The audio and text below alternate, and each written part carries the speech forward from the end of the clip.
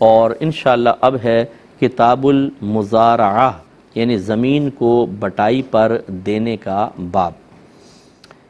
دو لفظ ہوتے ہیں، ایک مساقات ہوتا ہے اور ایک مزارعت ہوتا ہے۔ مساقات کا مطلب تو آپ باغ ٹھیکے پہ دے دیتے ہیں، یہ آج کل چل رہا ہے کہ جیسے آم کا باغ ہے، میں نے آپ کو دے دیا، دیکھ بھال بھی آپ کرو گے، سب کچھ آپ کرو گے، پھر جب پھل آئے گا اس کے اندر تو اتنا حصہ آپ کا، اتنا حصہ میرا، یہ مساقات کہلاتا ہے۔ اور مزارعت ہوتا ہے کھیتی باڑی کے اندر، زراعت سے نکلا ہے، کھیتی باڑی کے اندر۔ تو اس میں بعض اوقات اس میں ایک تو دیکھیں ہل یعنی ٹریکٹر وغیرہ ہوتا ہے، دوسرا بیج ہوتا ہے، تیسری کھاد ہوتی ہے، چوتھا عمل ہوتا ہے۔ تو یوں بعض اوقات بانٹ لیتے ہیں کہ چلو جی ٹریکٹر جو ہے وہ جس کو مزارعت پہ دیا تمہارا ہوگا اور بیج تمہارا ہوگا، زمین میری ہوگی، کھاد میری ہوگی، یوں اس طرح معاہدے طے ہو جاتے ہیں بعض اوقات، یا دوسری چیزیں دو ادھر اس طرح کر کے، اور جو پیداوار ہوگی اس کا اتنا فیصد تمہارا، اتنا فیصد میرا، یہ مزارعت ہے۔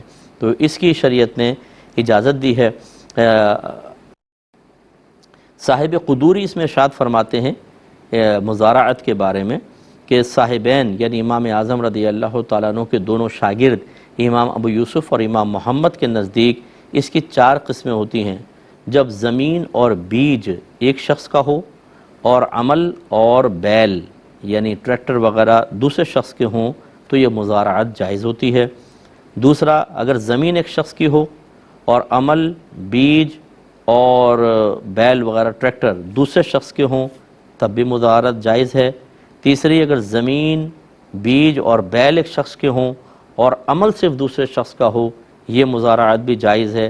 اور اگر زمین، بیل اور بیج ایک شخص کے ہوں اور عمل دوسرے شخص کا ہو، یعنی پہلے تیسری صورت اگر زمین، بیج اور بیل ایک شخص کے ہوں اور عمل دوسرے کا ہو تو مزارعت جائز ہوتی ہے۔ اور چوتھی صورت یہ ہے کہ زمین اور عمل ایک شخص کا ہو اور بیج اور دیگر چیزیں، تو اس میں مزارعت میں کلام ہوتا ہے۔